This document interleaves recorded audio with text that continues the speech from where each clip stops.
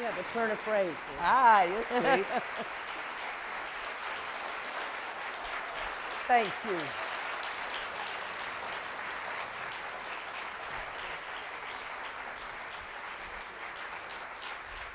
I just have to apologize. First, you're all so beautifully dressed.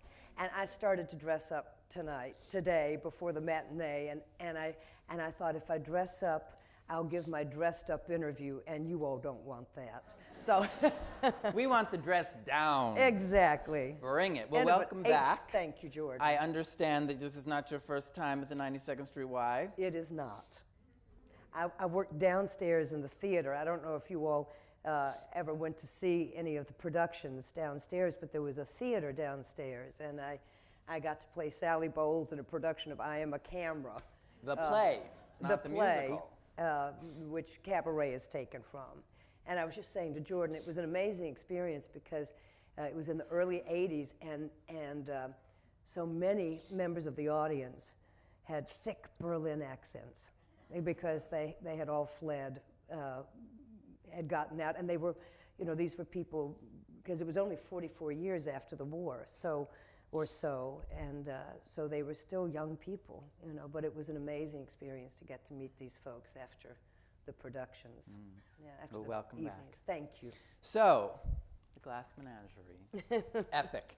Now, you've said that you originally found Amanda Wingfield to be, what you said, freakish and kind of abhorrent. So why do you think she revealed herself to you initially that way? I think because I came from a very civil, loving, respectful family. And I wasn't... Not so much the Wingfields. Not so much the Wingfields. And because it was Southern, I recognized, I'm from Tennessee, and I recognized certain things about it. But it did seem often that Southern people and Southern families were shown to be, kooky, crazy, and off and strange, and that's how it struck me. And it always felt so grim. And I didn't have the maturity to appreciate the poetry of the language and the universality of the story. And I had to wait till I was grown and had experienced a great deal of loss in my own life to appreciate what this woman is up against. So what do you make of her now? I think she's remarkable. I've started asking questions, like a detective, as you do as an actor, how this woman had survived for 16 years with these young children, one of them with a disability, in St. Louis with no family, no social network. I don't think she'd slept for 16 years since he left, and she probably didn't sleep much before he left, because obviously he was a rapscallion.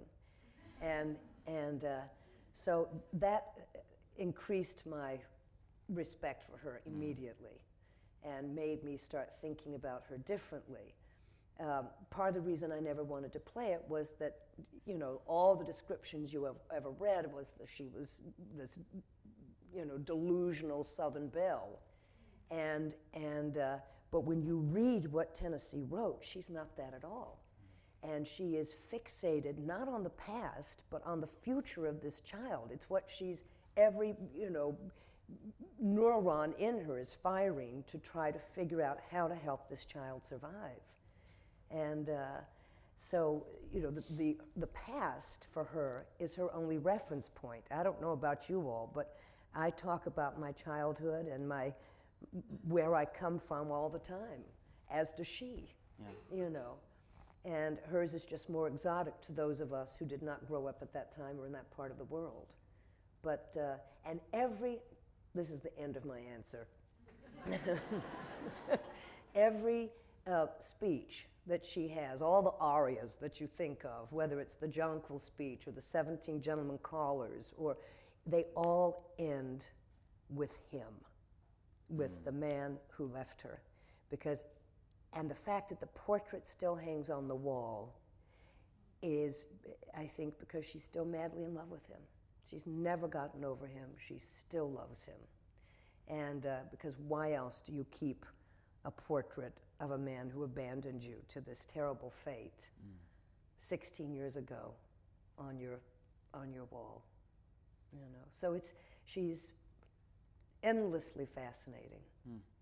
Now, speaking of what you keep and what you don't keep, you have said, I gave away all my copies of the play at a certain point once I was past playing Laura, because I thought I'd never have to do Amanda if I didn't have the play in the house. Now, that's almost like you felt it was a fate that you were trying to avoid. Well, I knew that I would be of age at some point, and I know it's this great... Of Amanda age. Of Amanda age, and I knew that you know, someone would call, and people knowing that I was Southern by birth, and so I just thought, oh. And I have been asked before, and I've just said, absolutely, have no interest whatsoever. And John Tiffany said, when we met, he said, we're going to work together. And he said, and we're going to do Glass Menagerie. I said, John, we are going to work together, but we will never do Glass Menagerie. John Tiffany is the director of this magnificent production. And he finally, you know, he just wore me down and made me do a reading of it. It was upstairs at New York Theater Workshop when Once was in early previews. And I read it with Kristen Mialotti, who was starring in Once, and Michael Esper played Tom, and I can't think of the name of the young man who played the gentleman caller because I didn't know him. That's good casting too. And who? Kristen and, oh yeah. and Michael. I thought you meant the gentleman caller whose name I can't remember. No, that no-name gentleman caller, thumbs up. No, but they were all superb, but when I finished, I thought, okay, I'm done for. I have to do this. All right, I'm in. Yeah. Now, as you say, you're from Tennessee, but this is maybe one of the first Southern women that you have played. It is. Happenstance, or is that deliberate? You know, you get typed. And a lot of the heroines, which I did at the ART, Shakespeare and Grusha and Caucasian Chalk Circle. And Shakespeare didn't write the Southern He didn't women. write the Southern women. And, but then, you know, even when I came to New York, I never was seen for Beth Henley plays, and people started thinking of me, I think, as a New Englander. Yeah. You know, and I started doing the only other Tennessee Williams play I've done is Night of the Iguana, but I played Hannah Jelks, who's from Nantucket, you know. So, and I did a Southern woman in the Divine Secrets of the Yaya Sisterhood. Right. And I had a little part in Ocean's 12, and the name of the character was Molly Starr. And I thought, well, if you can't get away with playing someone named Molly Starr from Texas, you'll never be able to. So I made her a Texan, because Steven Soderbergh didn't care where she was from. But that was... You can play as Molly Starr wherever you want. That's right, that's right. So that I did, but that's it. That's it.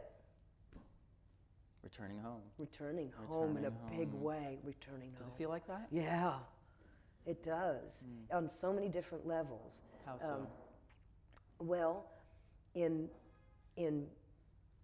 building my Amanda, all those women that I grew up with, all those amazing women who were in their 80s when I was a small child, in their 70s and 80s, and they all had those wonderful dialects because many of them had grown up. Where I come from, it's all above the Cotton Belt, and it's more, you know, it's more twangy and, well, he ain't done come here yet, but he's gonna come here tomorrow. You know, I mean, it's that kind of, it's and then you dip into the lower South, below the Cotton Belt, and the black and white dialect starts to come together, and that's when it becomes infinitely more interesting and musical. And but a lot of these women, you know, they would talk about the wah-wah, you know, for war. Wah-wah.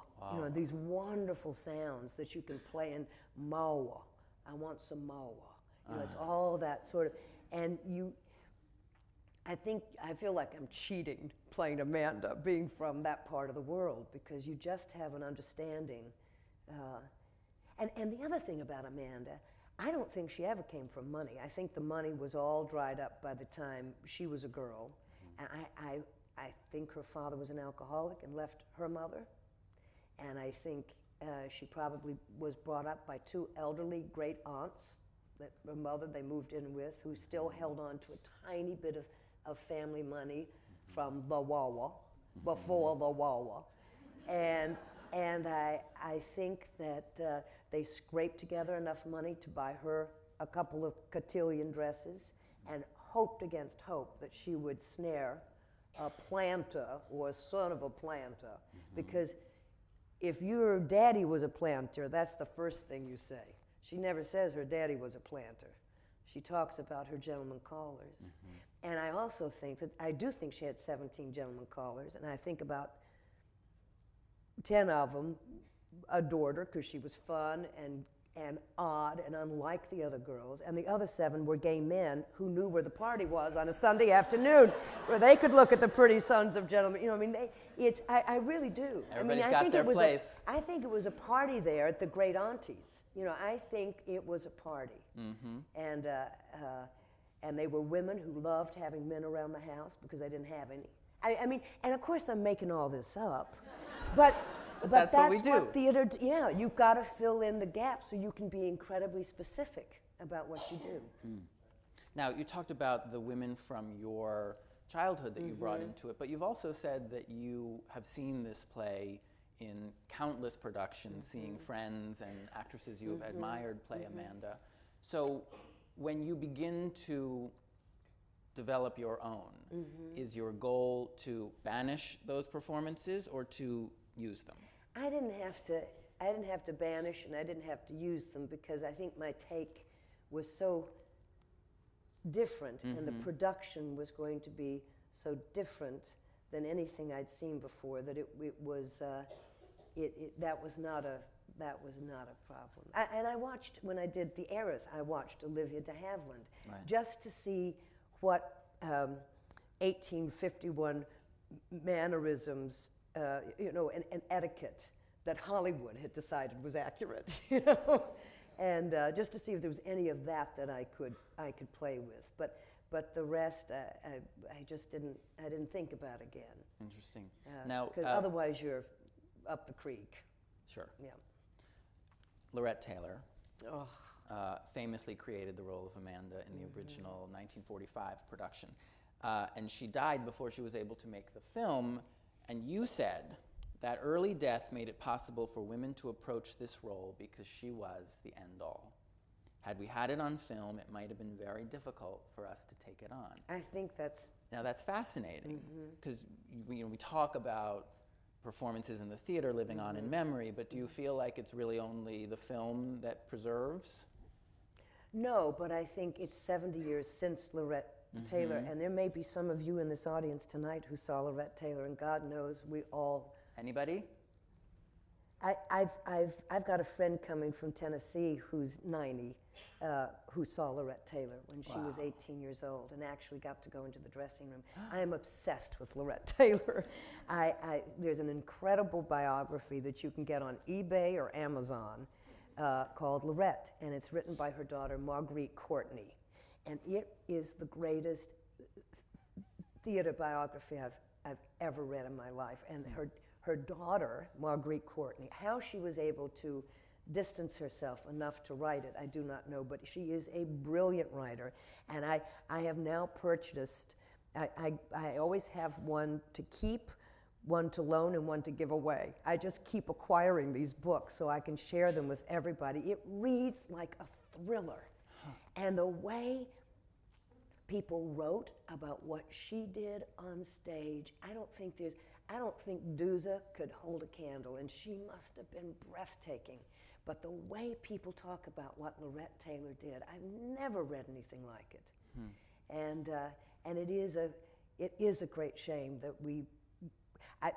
my beloved agent, David Kolodner, opening night, gave me the most treasured gift I've almost ever received. He knows that I'm obsessed with Laurette Taylor, and he had framed a letter that he found that he got from a sale of the papers of George Cukor. And in it was a letter from Laurette Taylor from the Hotel Sherman in Chicago. And it says, and she sent him a couple of the reviews from Chicago of the Glass Menagerie. And in this pencil scrawl, it says, "Dear George," all the papers were like this, meaning they're all raves. And then she said, "I wish the movies would buy it so you can put it on and I can act in it. Dwight sent me to a doctor and I've lost 50 pounds," which was a reference to now she could do a movie because she'd lost enough weight to be in the movies. And then she says, "We live," you turn the page and it's on the other, "we live in the theater." And then she misspells Meltzinger's name. It says, "Meltzinger's lighting takes a bit of rehearsal." And then she signs it with love, and then perfect for an actress. Up at the top with the letterhead, it says, "Alas, I wrote this months ago, and it was never mailed. I've added a few more papers." More reviews. The late coming reviews, Yeah. I'll put them in. Yeah. I love this. Yeah, incredible. So as we talk about the memory of performances that are so indelible, the recent revival of The Heiress, 17 years later, was still compared to your performance. Many people felt like they heard you speaking as they heard these lines. Did you hear yourself as you watched? You know what? I snuck into a matinee, a Wednesday matinee, and I sat kind of low in my seat, and it was wonderful because the two ladies next to me had no idea that I'd been part of the production, the one 17 years before, and I wondered how, and I didn't go with anyone. I wanted to just have the experience alone, and I felt like when everyone came on stage, and Jessica and David and Judy and all these people came on stage, I felt like I was seeing long lost relations that I loved, you know, and hadn't seen in a long, long time. And of course, which is kind of perfect for one's memory because of course they were completely different, but you know how your memory plays tricks. And so it was really wonderful. And I ran back, Susan Elrod took me back through the past door, and I got to go back and just grab Jessica, and we had a good love feast in the dressing room. But it was a wonderful experience. And it is true that when you, probably more than watching a production of something you've been in, one of the great joys of aging in the theater is that you can pick up a script of As You Like It, for example, which I did when I was 23 at the ART and in 1980. And I can pick that up and I can hear so clearly the voices of every actor who played every role. And it's this wonderful memory of, I mean, you're there again, and I hear my friend Jeremy as the Duke. I hear Diane Lane, who was in 12th Night. She was Olivia, and you know, my friend Karen McDonald was my sweet cuz, and it's all there. So it's a real treasure, that. So the great tradition of Amandas, from Laurette Taylor to Cherry Jones. Maureen Stapleton, Jessica Tandy, Julie Harris, Joanne Woodward, Katharine Hepburn, Sally Field, Jessica Lange. What is it about this part that can allow so many to attempt her anew? Well, you just get to do everything. You get to feel everything. You get, it pushes you physically. It pushes you vocally because she never stops talking. You know, and the you know, the most that you have to give out, it's the very end of the play. But it's physically so demanding, and you have to be able to turn on a dime, because there's a wonderful admonition that she says to Tom in the very first speech, where she says, you know, temperament like a metropolitan star. And of course that is the pot calling the kettle black, because they're both that way. Yeah. They're both these tempestuous souls, and so the way she has, I mean, I end that first scene of saying there must have been a flood, there must have been a tornado, and off she goes, and the next moment she comes back on stage after slathering this little girl with love and gentlemen callers, and she comes back on stage, and her first line is in a blind rage, and she says, deception, deception, you know. And she is, I used to play it. Well, it's interesting. Have you all seen this play, many of you, this production? Well, it's, you know, it's interesting because we've been playing it now for almost 2 months. And because I would have made her much smaller, but it was John Tiffany who kept bringing size to my performance. And of course, what happens is when you're given not only permission, but the responsibility to be, you know, formidable, Towering. It can keep creeping in, and it can get more and more and more that way. And you then have to really depend on the associate director, because John Tiffany is now long gone, and friends who might have seen it earlier in Boston, to keep you honest. And I feel like I had started to make it too operatic, and now I'm scaling back and trying to get back to a more simple largeness. I don't know quite how to speak English sometimes, but that's in long runs, trying to keep things pure and not make them Baroque is a real challenge. And with Amanda, it's a particular challenge because she's so big. And but what was the original question? I don't know. We're just talking. We were talking about all the many actresses who have played her. Yeah, and why we want to do it. Yeah. Well, the language. The language and the emotions, and just to go into every night, I commune. This is why I was so interested in our earlier conversation. I commune with loved ones who are no longer here. And I see them. I see Tennessee every single night, and I know I'm making it up, but that's the beauty of imagination and what we do as actors. It's all about imagination. And so I see Tennessee, he'll be up there. I have a very specific place where I see him off stage, up above us, and he's got a cigarette in the holder and that Cheshire cat grin on his face, and he'll nod, and sometimes he'll be really funny. He'll be very funny, you know, and then every once in a while he'll point down, and I'll look beneath him down onto the deck. And behind the stage manager's call podium, which is stage right at the Booth Theater, it's not in the back of the house where it is in many places, it's on the deck with you. Behind that is an arch down to the pass door that's well lit because it's an exit. And leaning inside this arched doorway that steps down a few steps is Tennessee at about the age he was when he wrote the play. And he's standing there with his foot up against the wall, looking incredibly pensive and smoking, and listening to Zach deliver the opening lines of the play.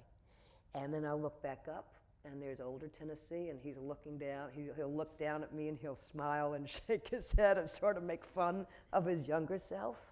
And the younger self is completely unaware that this is going on. Now, that's all imagination, but and it's not about what I'm about to walk into as Amanda. It has nothing to do with any of that, but it opens me up emotionally to what imagination is. And I need to see him. I miss him. We all miss him. You know, how incredible it would have been to have him sitting at that table, because it feels like a new play, because it is ageless, this play. Now that I have age, I realize that. That's going to make me cry. Well, you see can that come to the every- Booth. And I'll see him? Oh, yeah. I'll see him. Well, my cousins are here, and I saw my cousin the other day, and when they were there last night, I saw Charlotte and I when we were about, I don't know, 5 or 6, and we're sort of giggling and laughing, knowing that we're here together as old women, you know, and below Charlotte and I were our mothers and our grandmothers who adored each other. And I mean, it is a memory play. Yeah. And when Celia makes her entrance, when Laura makes her entrance, there's a titter some nights or in the audience, or sometimes just out and out nervous laughter. And then Tom, Zach, says, the play is memory. And you hear everything quieten down because everybody knows that they've entered into sort of a sacred place in a way. Yeah. You are talking about Tennessee. You've compared his speeches that he writes to big, huge bouquets with maybe too much baby's breath. You want to pull the baby's breath out, but if you do, you destroy the intention of the bouquet. You have to embrace the baby's breath and learn to utilize it. Can you tell How? Can you tell I'm a florist's daughter? As a matter of fact, yes. I still pull the baby's breath out, and the leather leaf. I do too. There's a florist here somewhere. So how do you do that? Well, I mean, it's interesting because when I played Hannah Jelks, that's I think when I was quoted saying that. Mm-hmm. I don't feel that with Amanda. Interesting. I don't feel it at all. There's not one word out of place, and he gets the rhythms and the musicality. I mean, he's just channeling. He's channeling. And I don't think he's, it's always supposed to be about Miss Edwina, but I think he's channeling lots of women that he knew growing up. And a great deal of it, of course, is Edwina's musicality, but Edwina was a professional Southerner. She wasn't really from the South, did you know that? Her parents were Northerners. And she was only in the South for a fairly brief period of time, and then, I mean, when she was a child, but by the time she was 13 or 14, she was back up at a girls' school in Ohio. Convert. But no one had a thicker Mississippi accent than Miss Edwina. And, but it's interesting that Miss Edwina never worked a day in her life. Huh. And Tennessee, Amanda does not lord that over these children, that she has taken every little scrap of a job she can get for 16 years to feed those children. She never lords it over them. Every once in a while, she'll say something like, I've had to put up a solitary battle all these years. But she doesn't, when he says, well, there's a great moment when they're starting to get into a huge argument, and he says, house, who pays the rent on this house? Who makes a slave of himself? And she says, don't you dare talk to me like that. And he says, oh no, I'm not supposed to, and she says, let me tell you something. And he says, I'm not gonna listen. But she could say, I have slaved away for 16 years to feed you children, and what kind of gratitude do I get? She never does that. Mm. Why do you think? Because I think she's an honorable mother. I think she loves her children, and she's kooky as can be in other ways, but she is not a harridan. And he would be gone if she were. There's something that has kept him there besides just Laura. These are, and it's the Great Depression, and everybody's living with everybody else. They're not the only family with 2 grown children living at home. I mean, everybody was, it's a common occurrence in those days. But anyway, Miss Edwina, if she needed a dress, because Cornelius, her husband, Tennessee's father, was tight-fisted and a womanizer and a drinker. But they were always together. I mean, they, stayed together. And if she needed a nice new dress, she would write home to her mother, who was, the wife of an Episcopal priest, who gave music lessons every day of her life. And Mrs. Dakin would send Edwina the money to buy the new dress. So it is his mother and it isn't, And you can be a Southern belle forever if you are a kept woman. But if you are not a kept woman, you become something else, I think. And I get to decide. It's juicy in Tennessee land. So the process of making this production with your quartet, you have offered the best description I have ever heard of a development process. You have called it an orgy of creativity. You said it, and it's totally a genius. So how does that happen? How does rehearsal with people you've not worked with before turn into that and this? Well, it was interesting from the moment the four of us, Zachary Quinto, Celia Keenan-Bolger, and Brian J. Smith, and I sat down with John Tiffany at the Players Club upstairs in one of those little rooms where we that's just too perfect. Read the play over and over and over again. And well, I should say this. There are 3 different versions of the play. There is the reader edition, which was published, and I'm not a good scholar on all of this, so if anybody hears me make a mistake, just call out, and I'm not kidding. There's the reader edition, and then there's the acting edition that was published after the reader edition, and then there's the London edition. Helen Hayes and John Gielgud directed Helen Hayes in London in the play. And of course, the edition we use mostly is the acting edition.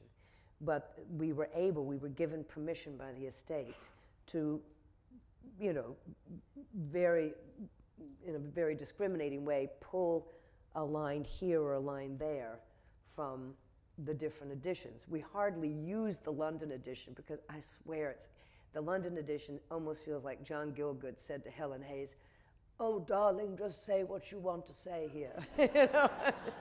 Because you can just hear Miss Hayes, adding to, there's a great example of, I'm all over the place, just stay with me, I'm sorry. We are totally on your bus. There's a great, thank you, there's a great moment when Laura says to her mother, when you get that disappointed look on your face, you look like the portrait of Jesus's mother in the museum. And in the acting edition and the reading edition, Amanda says, "Hush." That's all she says. But in Miss Hayes' edition, she says, "Don't you dare take the Lord's name in vain." It goes off on this whole thing about, which I'm sure in terms of her day, she felt that that the mother would not stop with just hush, that she would have to say, "How dare you take the Lord's name in vain that way?" But it's not really necessary for the arc of the play. But so it was an incredible time to get to meld some of these additions together. And then we became so instantly fond of each other, the 5 of us, and Stephen Hoggett, who works with gorgeous movement work on the production. And then we came to Cambridge, where it was, I remember the first day of rehearsal was 4 degrees, and we all came into this funky little church basement that they use as their rehearsal space. It's dirty, there are holes punched in the walls, the toilets are basically open to, if someone's in there, everyone knows it. I mean, it's sort of the most gross sort of rehearsal hall, but it served our purpose, because it was good, and it had the right feel to it. And we started working with Stephen immediately. And I can't even tell you what kind of movement stuff we did, but really interesting stuff that made you feel.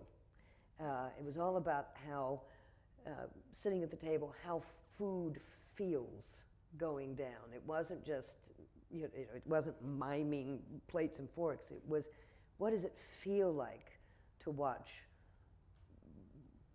this person eat or that person eat, or it was interesting stuff. And the most helpful thing in a way for us to start understanding the production that John Tiffany was thinking about, besides knowing what the set was going to be, which was a huge part of our understanding what the production was going to be, was that John Tiffany did not commission Nico Muhly to write the music for the production. He asked Nico Muhly if he had any unpublished tracks of music that we could use. And Nico sent John 18 tracks. and John, and because he's so collaborative, we got to have a real say in this too, chose the music for the transitions in the production. And then before we'd done any scene work, we got up with Stephen's help and John's help and started orchestrating those intervals and those transitions, those unspoken moments on stage. And we had gotten all of that done before we ever stood up and did the first bit of stage work, scene work. So that when we did stand up and do the scene work, we were already somehow into this production and had this interesting way into our characters. We'd already stood up as our characters and moved around. You know, usually the first day when you stand up with your script to start blocking, you're so stiff because you don't really feel them yet, but we already felt them, you know, here and then just physically. So it was really a clever way to work. And then he's just heaven on a stick. He's 42 years old, he's from Huddersfield, England, and he's got this thick Yorkshire accent until he has to do a little business, and I can hear it gets a little clipped to London every once in a while, but he is, when he wasn't laughing with us in the rehearsal room, he was crying with us in the rehearsal room. He's just, and it's his vision. I mean, but everyone is so invested because that's what he wants. And that's, I mean, from the prop mistress who built the couch, for those of you who've seen the production, the couch plays an important part in the production, and the prop mistress, who is this fabulous, wonderful character up at the ART. We all are very fond of Cindy Lee, but she's a tough bird. She can be a tough bird, and she adored him because he respected her and respected her craft and wanted her input. And that's great leadership. And he's a poet and a philosopher and a musician and a scholar and all the things you have to be a great director. Yeah. And a good guy. Be like a good guy. So you've said, when you're talking about the rehearsal process, you've said that you're not one of those actors who do a lot of research, but rather depend mostly on the text of the play. So what do you think other actors are using that research for, and why is it not something that you depend on? I love history, and I love many of the periods that I've worked in as an actor. I have a well-educated. You come pre-researched. Well, I love history, and so I knew enough about what was going on in the Catholic Church in 1964 that I sort of got that. But I didn't go out and interview a lot of nuns because I wasn't playing a lot of nuns. I was playing one nun, and one hell of a nun, and John had given me that nun. Right. You know, and so I concentrated on that. I will say that I went out and learned the Hail Mary because I didn't know that, being Methodist from Tennessee, but you know. And then I used my imagination. And the most, do you have a couple of minutes? I just have to tell you, we have so much time for you, Cherry Jones, you got no idea. The most helpful thing I've ever done with my imagination as a character was for Sister Aloysius. I was, as Father Flynn delivers the opening homily of this play that begins with, "What do you do when you're not sure?" That's the opening line of the play. I would be on a little pallet where my office was backstage, which then would get trundled on at the lovely Walter Kerr Theater and Jujamcyn Theater. And so I would prepare. I'd sit back there at Aloysius's desk every night.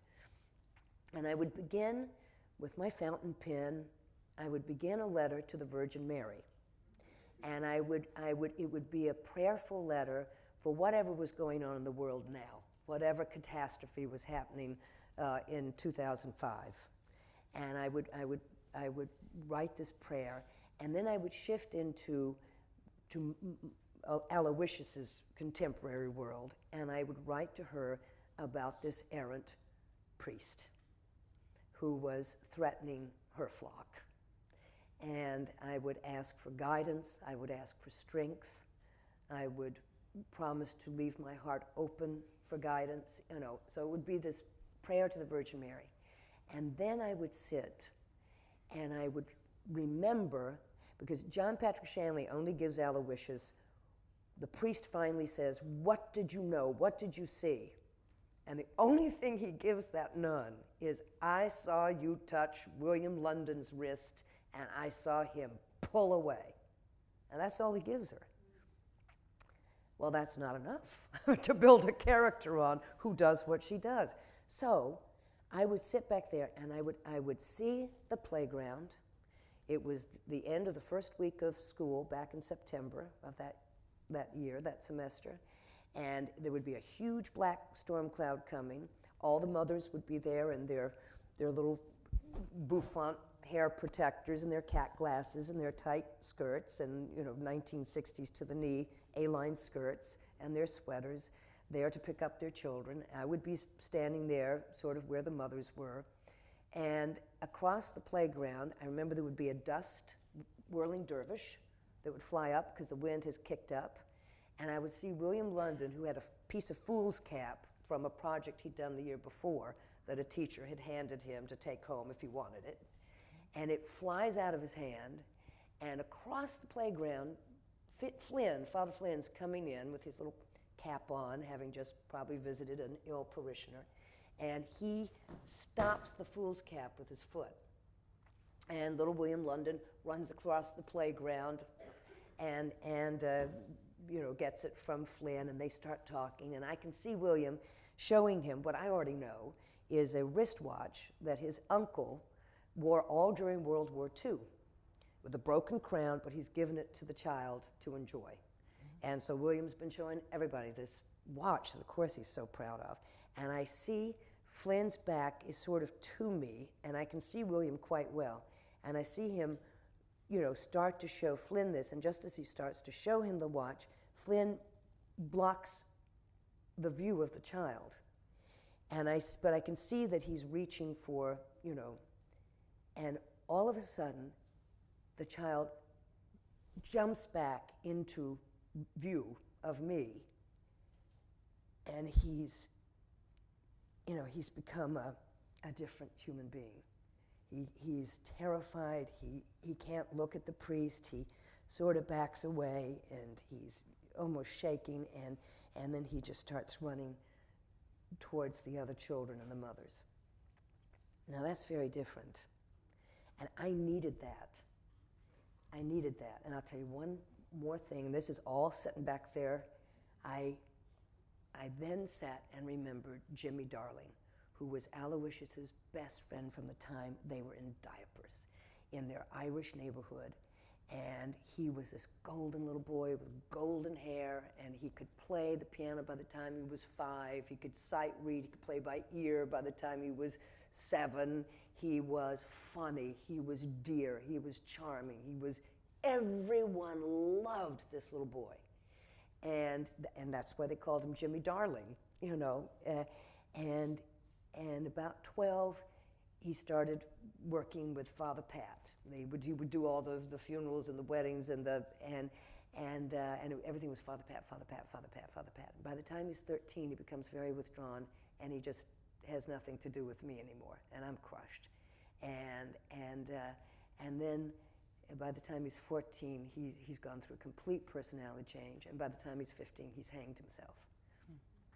And it's not until Aloysius is married, because Aloysius was a married woman whose husband died in World War II. Not until then did she start to put together what had happened to Jimmy Darling, and that it was Father Pat, and that everything aligned, that child had some dreadful relationship with Father Pat. And I gave myself a couple of more specific things that she had seen or intuited. But that meant that between the William London on the playground and Jimmy Darling, I would walk out on that stage every night loaded for bear. And there was no way he was going to get away from me. And I could tell you what I was told just a few years ago by the director about what the truth was, but I'm not going to do that. I'm not, because that's not the point of the play. I'm so moved by the specificity of your imagination. But it has to be. If you're going to do it, it's got to be that specific. Yeah. You've got to give yourself every tool you possibly can. And, you know, that the porch, when Amanda turns, my reading of that line at the end of Act 1, when they're out on the fire escape, and she says, this fire escape landing is a poor excuse for the porch we used to have. It used to be much less specific, but I now know exactly what that porch was like. I know, and I know what this, you know, I know what it was like at twilight, just as the lamps were coming on. You know, I know what the lay of the land was off in the distance, and it just, then I can say it and mean it, you know. You have talked about, speaking of the specificity of your imagination, when you have to cry on stage, thinking about loved ones in your real life and losing them. How does that affect your relationships in your real life when you are using them in that way in your stage life?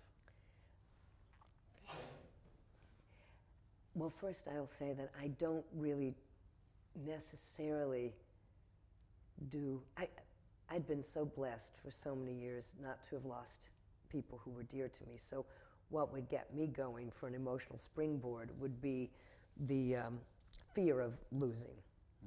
It would be projecting the moment of the loss.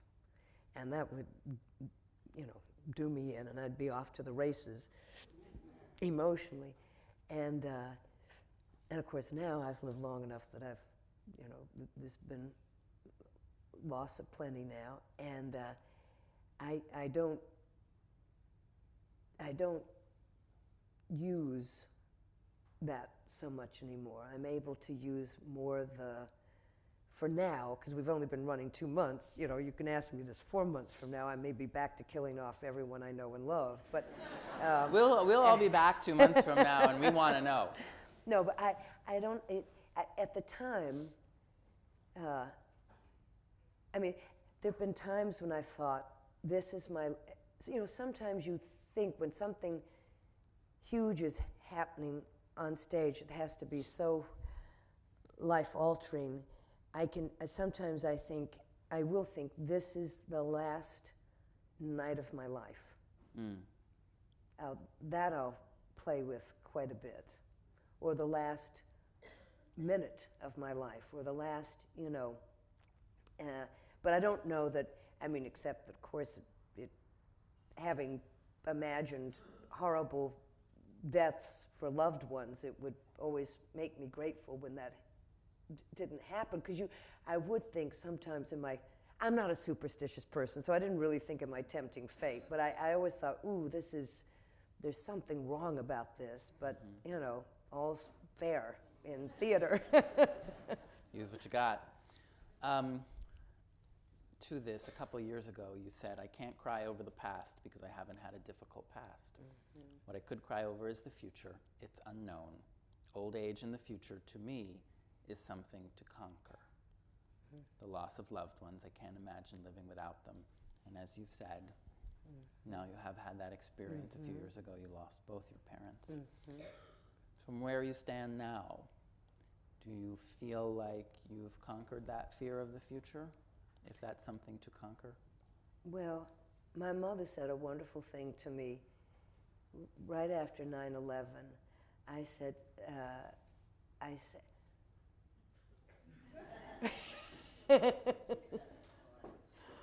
oh, how did you, oh, the cards. I said to Mother in a immature way, I said, well, and it was after all the horrible copycat stuff, you know, the few weeks after 9/11, and every building was being emptied because there'd been a bomb threat, you know, And I said something like, well, Mother, I guess we just can't care whether we get blown up or not, meaning that's how we forge forward. We just don't care. And Mother was an amazing educator, and she said, darling, you must care very much. You just must not become preoccupied with it. Mm-hmm. And I think that's what isn't that a wonderful thing to, mm-hmm. And I think that's what we all have to do, try to do with what we fear in the future, because otherwise you lose the moment, and who wants to do that? Especially in the theater. Speaking of your parents, when you first came out, you've said that your mother had trouble with it and your father mm-hmm. did not. Did that surprise you? You know what? Mother, I think often the same-sex parent often has more trouble with the child's being gay. I've noticed it with many of my girlfriends. Their mothers have much more trouble than their fathers. Mm-hmm. And for my gay male friends, it's their fathers who have more trouble. And I always felt that with women anyway, mothers are willing to share their daughter with a man, but they don't want to share their daughter with another woman because mm-hmm. it's, you know, it's an odd, it's happened to me too, and it's just awful. I kicked my bag underneath someone else's chair when it happened to me. That's a good one.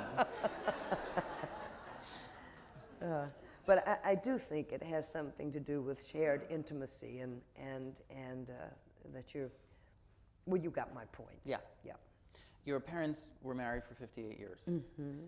But you've said you never wanted to get married and that you have some questions about that kind of an institution. Why do you think? I don't know. I'm just ornery. I'm just I don't know. I respect people who have long marriages. I respect marriage, but I just never wanted any of it. I just didn't. I don't know. I'm just bohemian, I guess. Now, interestingly, you've also said that you don't love playing married characters on stage. They're not as interesting for women. Huh. Tell me. Well, I've played a lot of heroines, and you know, from just lots of them, and none of them are married, you know, and so they've got interesting lives and interesting things at stake. Mm-hmm. But when you play usually married heroines on stage, you're trying to get out of a bad marriage, and which is not so interesting to me. I get it. You know, I mean, obviously Nora is an amazing role, and Hedda, but you can keep them. I don't want to do it. I don't. I have no interest in those parts. I never did. Then we shan't do them. No. All right, let's go back to Doubt a little bit. So, you've said clearly your character had no doubt mm-hmm. that Father Flynn had molested his student. Yeah. What did Cherry think? Well, I went with Aloysius. I like to think if I saw the play, I would have doubt. Uh-huh. Little interesting side note. This is a little name dropping. It'll be fun.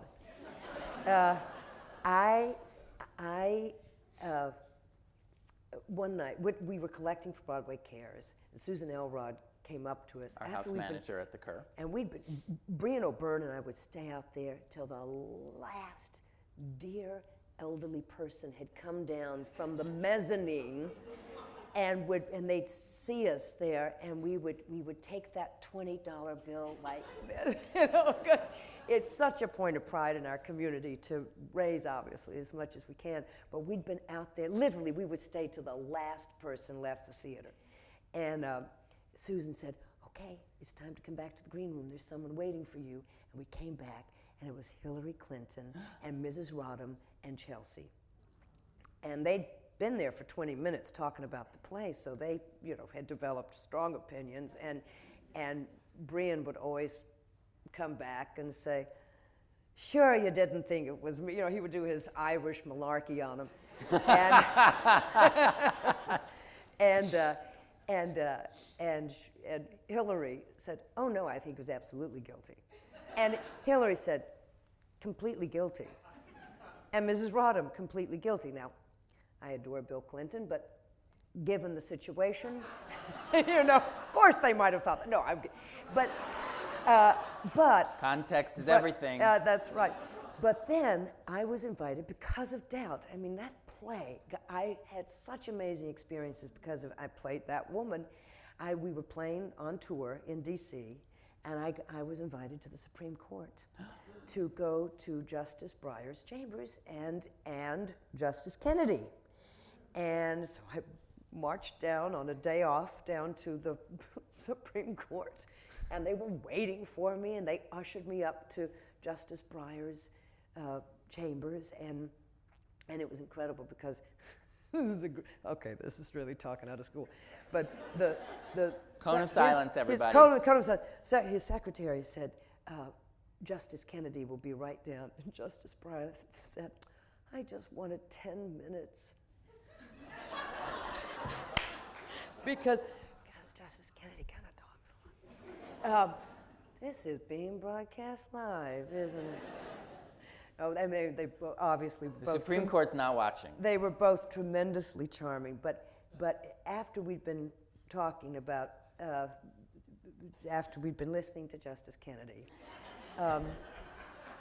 as you do, out of nowhere, Justice Breyer said, "I think he was probably guilty," and I was, because when Hillary said that he was guilty, I thought, I don't want my U.S. senator. She was our senator at that point. I said, I don't want my senator to think that. I want my senator to have doubt. And then Justice Breyer said he's guilty, and I thought, it's just a play. Justice Breyer should have doubt. And but it turned out that his wife works with sexually abused children, and they had talked about it. And and of course, then I realized here are two people who have spent their lives having to go yay or nay. They don't have the luxury of saying, I don't know. They have to make a decision, And of course, Aloysius is in the same boat. She has seen what she has seen, and she knows in her gut what she knows, and she may be wrong, although I don't think she thinks for a second that she is ever. I don't think that's what her doubt at the end of the play is about. But she will not sacrifice those children for that man's career. He's the one who has to be sacrificed, not those children. And so anyway, but I tell you, it's interesting. There was a demographic that when someone walked into my dressing room, I always knew whether they thought he was guilty or not. How? I'll tell you.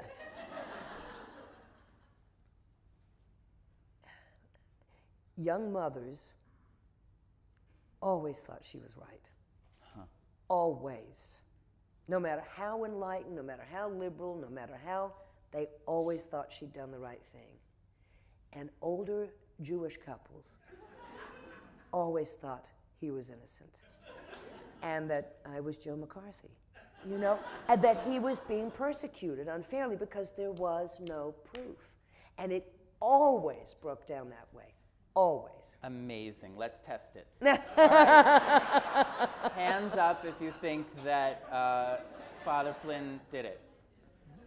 Hands. Not so many. Hands up if you think Sister Aloysius was 100% right. See, but Hands up if you have doubt. Yeah. Okay. Of course, we're at the well-educated 92nd Street Live. I'm right with you. I hope that would have been my opinion had I seen the play. Amazing. Yeah, and that's how it would be. In fact, when we were doing Broadway Cares, Brian would do exactly what you did. And finally, John Patrick Shanley made him stop doing that. I've written my play. That's right. Well, we can do it now. Yeah, yes, friends. we can. Straw poll. Now, as you said, you toured this production. Did you find the reactions different in different cities, or basically across the board? There was only one city that was pretty bleak, and that was in St. Louis. And it was because there was a Catholic talk show, radio shock, whatever those people are called. And he made it very clear for weeks before we got there that it was heretical, it was blasphemy, it was against the church, against the priesthood, against everything, and that Catholics, good Catholics, should not see that play. And they didn't. And we played at the Fox Theater. No. Now that's a good reaction. Fox is giant. 4,500 seats. It was an old movie palace. I didn't realize until I did do some historical research on St. Louis, I did do that, Fair that enough. St. Louis had a massive population in the teens and 20s. Huh. Huge. It's shrunk considerably. It's a tiny town compared to, it had, at least 1 million, if not more than 1 million people in the teens. And that's why there were so many amazing movie palaces in, every major city, but you wouldn't have thought St. Louis. Sure, yeah. But amazing movie palaces. And this was one of those extraordinary ones. And it's, it's like Babylon. I mean, you should Google it tonight for a good time, because they have lots of amazing photographs. You will not believe what comes up on your screen. The Fox Theater, St. Louis. And so the last night we were there, it was the night of the Academy Awards. There was an incredible cold sleet, rain, and windstorm, and they were repairing the roof above the fly, and they had a huge tarp with huge pieces of lumber holding down the tarp. I mean, huge, things as big as this proscenium, because you can imagine what the fly ceiling of that theater was like. Ginormous. And the wind would get so high. And in the first place, when Father Flynn would speak, this is what I would hear backstage on any night in St. Louis. And when you're not sure you're, and I'm not making that up. And then this famous last night we were there, the night of the Academy Awards, this baton it was pulled up and it would go boom on this, boom, boom, and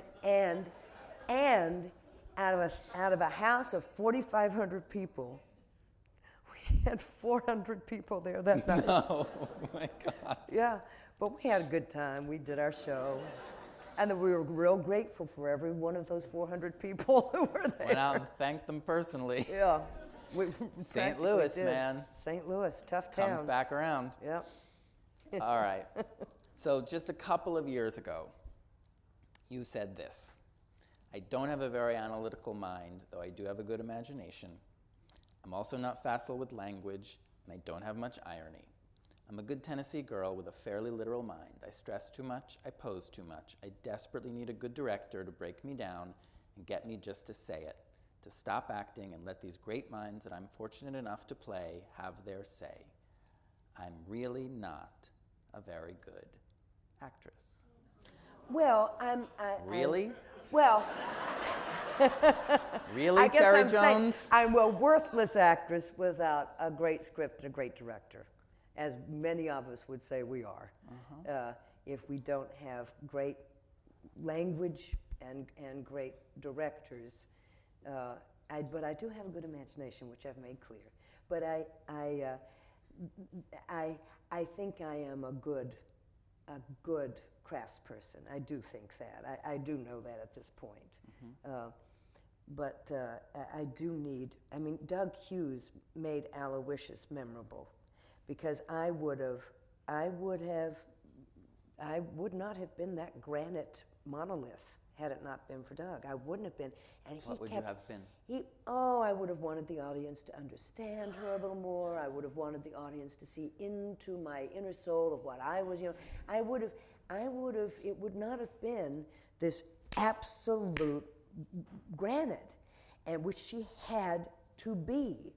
And he kept on me and on me and on me.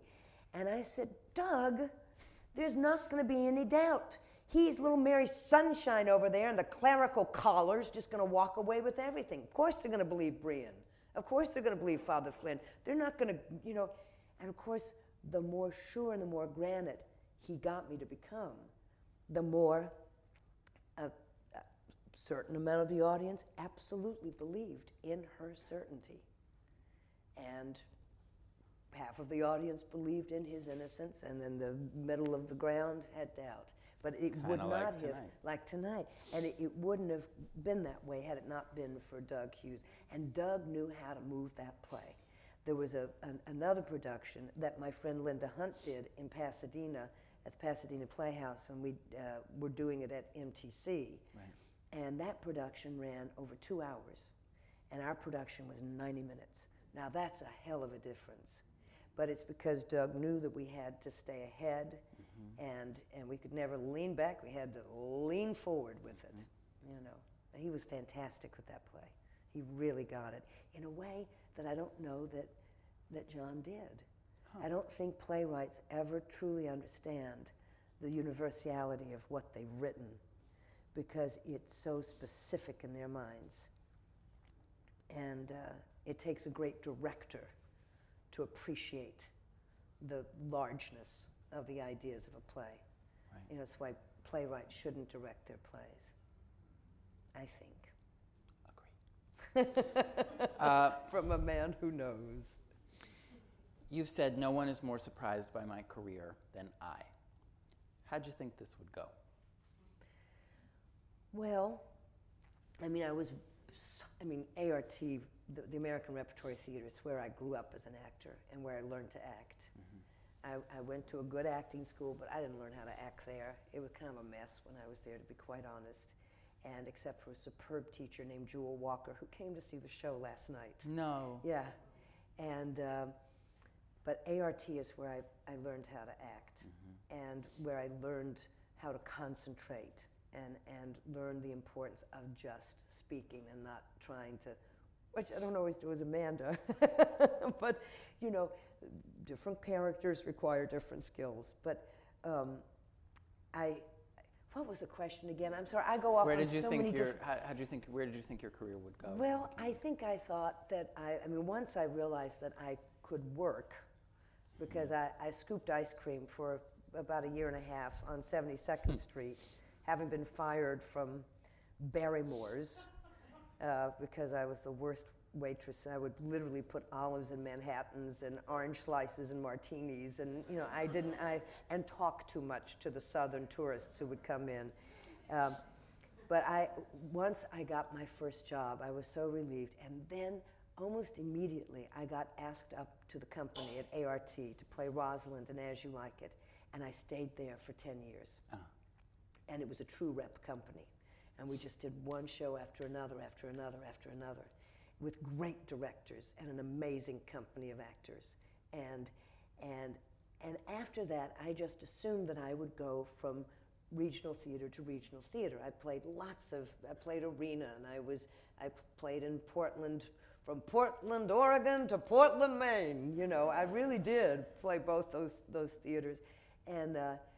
And I just thought that would be my life. And I remember right before The Heiress, I got kind of blue about it, because it meant living out of a suitcase and just going from one actor housing place to another. And I loved working region. I loved it. I still hope I get to do, you know, more of it. But I loved being at home in my own bed, and that was not going to be and I was sure that was the rest of my life, packing my bag and going away from my own bed. Yeah. And then The Heiress came along, which then allowed me to work in New York City in my 40s. And then Doubt came along, which has allowed me to work in my 50s. And now The Glass Menageries come along, which hopefully will allow me to work in my 60s in New York City. You know, because I watched one of my dear, dear, dear friends and great influences was Julie Harris. Sure.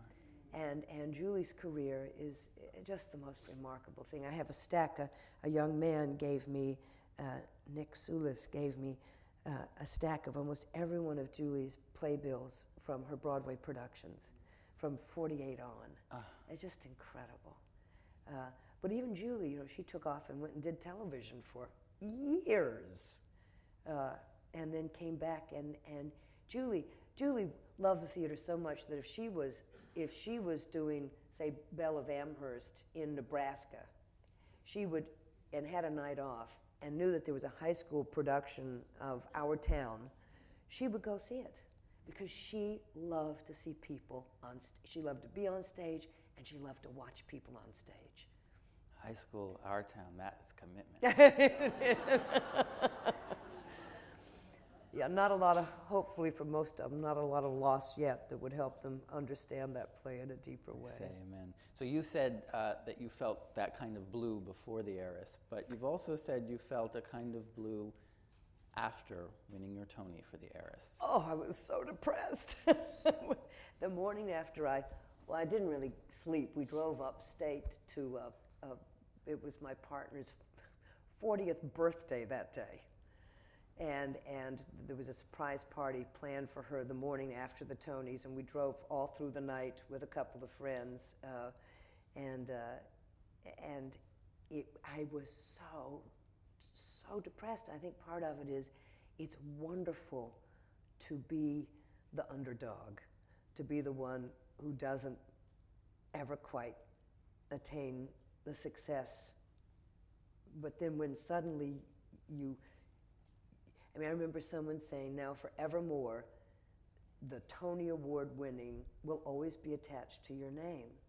And you know now that people have invested in you in a certain way, and they expect a certain excellence and a certain, I think it's Tennessee Williams who talked about the, from the height of glory looking into the abyss of. Maybe that's why you put him up there. Maybe that's why. But and you dream of, we all dream as children of having an award, and there it was, and I wanted to be. I didn't want that kind of success. When Doubt happened, and I won, I just thought, oh, get over it and enjoy it. Life is short. And did you? I did. Good. I did. Good. Yeah. So we're going to get to some audience questions. Before we do, we have a special guest star question from your own exquisite Laura, the great Celia Keenan Bolger. She has sent in a lightning round. Oh. I give you two, you choose one. Ready? Uh-huh. Do you prefer New York Times online or hard copy? Hard copy. Coffee or tea? Coffee. Broadway or off-Broadway? Depends. Broadway or off-Broadway? Off-Broadway. Gloria Steinem or Susan Sontag? I haven't really read enough of either of them. I haven't. I loved both their gray streaks. Tie And on the respect them, but I hair. Huh? Tie on the hair. Burger or steak? A burger. Old Times Square or New Times If Square? I know that it came from one piece of meat. Good clarification. Old Times Square or New Times Square? Old. PB Who would ever answer the other? I might. PBS or NPR? I'm addicted to both. I couldn't possibly. I'll take it. Gruyere or Pecorino? Well, I know Gruyere better. I know, but I mean. What a but fabulous answer to that. Well, no. But I mean, Pecorino. Is that the one that's more like I'm Parmesan? lactose intolerant. Don't talk to me Yeah. about it. That is a pity. We all got our cross to bear. Yeah. Frank Sinatra or Bing Crosby? It's why you're also so svelte. You're very kind to say. Frank Sinatra or Bing Crosby? Frank Sinatra. Dinner with friends or dinner with a friend? And we don't mean Donald Margulies. May I stipulate how many friends? You may. 4. Done. Lightning round. Oh, good. All right, a couple of questions from the audience. Aside from its relevance to particular roles, what strengths do you think your Southern upbringing has given you for the theater and the theater life? I think the respect that I learned from my parents and my community for each other, and the respect I was taught in terms of my relationship to my elders has served me well, because I understand period and style in a way that people who haven't had that kind of upbringing can never really understand. Mm-hmm. We spoke about Doug Hughes and John Tiffany. Do you ever disagree with the direction you get? If so, what do you do? I can be a pain in the ass. There are many times, all the time, I'll get a direction, and I am so predictable. I'll say, well, now listen, John, you have to understand, this is why I was doing it this way, because I've invested, I've made a choice, and I invest. And once I explain, I won't say, I'm not going to do it that way. I'll say, but you need to know why I'm doing it this way.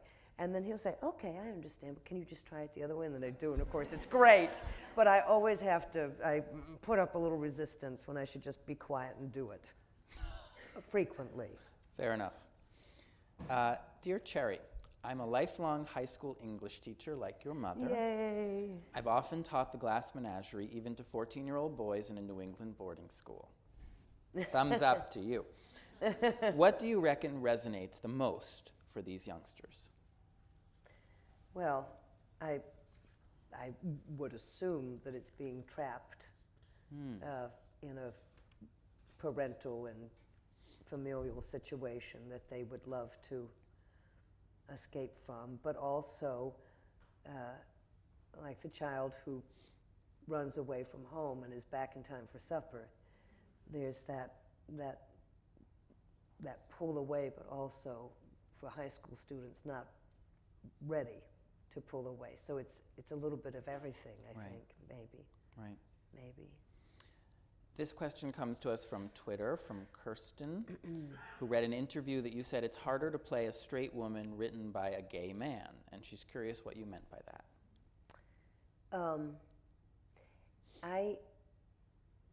Let's see. I remember, I think I had been asked to play Blanche Dubois. Can you imagine me as Blanche Dubois? Yeah. Well, I can imagine you as anything. Well, and I, looking back, I never wanted to play Amanda. I never wanted to play Blanche, and I probably at some point it would have been fun to try to play Blanche, but I always felt that a heterosexual woman written by a homosexual playwright, it felt like it was twice removed. I could play a heterosexual woman, I could play a gay man, I could play but to play a heterosexual woman written by a gay man, it was like just that much more. Now that's just a crock. I don't know what, but I don't know when. It sounded okay at the time. It sounded really clever at the time, but it doesn't anymore. I'll let that one go. Now, as a follow-up, Kirsten asked if you would like to go for a drink after this, or if you would like to be her new best friend. And she very sweetly added that was probably inappropriate, but I think it's just fine. This is from Richard. Does the E.E. Cummings poem, whose last line is on the title page of the play, ever come up in preparation for you? Nobody, not even the rain, has such small hands. Well, I can't. I know Celia quotes a lot. We'll be backstage, or in the rehearsal process. When I think of the four of us speaking it, that's who's been most captured by that. I can't think about it. It's too. No, I don't use that in my preparation. Okay. But it is exquisite. When did you know you wanted to be an actress? I don't remember when I didn't. I'll take it.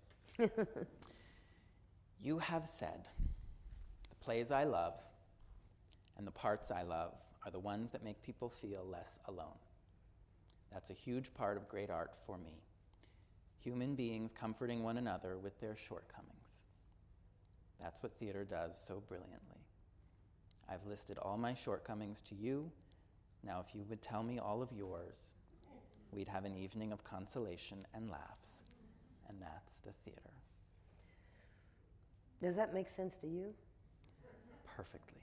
Oh, good, because I thought about it after I said it, and I thought, does that really make sense? Honestly, it is the best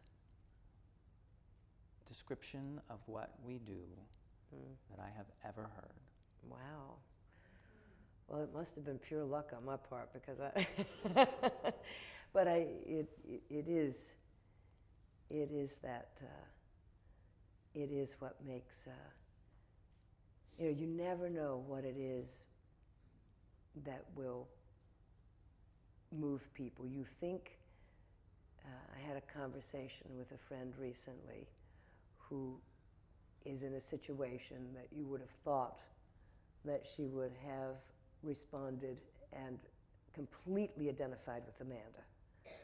You absolutely would have thought that. But in talking to her after, it's Tom that she identifies with because of a complicated relationship with a parent. A friend of a friend brought a parent to see the show who has been so deeply affected by the play that the family has really noticed it. I mean, it's been significant in this man's life. And when they've tried to talk to him about it, he can't talk about it. They have no idea what it is. But that's, it happens with, when we did Doubt, there would be it doesn't matter what the play, if it's a dramatic play, there is someone in that audience who knows what the characters know and feel. And so as an actor, you always feel such a responsibility to care deeply about the telling of the story, because you know there's someone out there who is in that position, or has been, or will be, or fears that, whatever it is. And with Doubt, there were I would get letters from people saying, I wish you had been at my school. I wish you had been my nun. And you know what they mean by that, so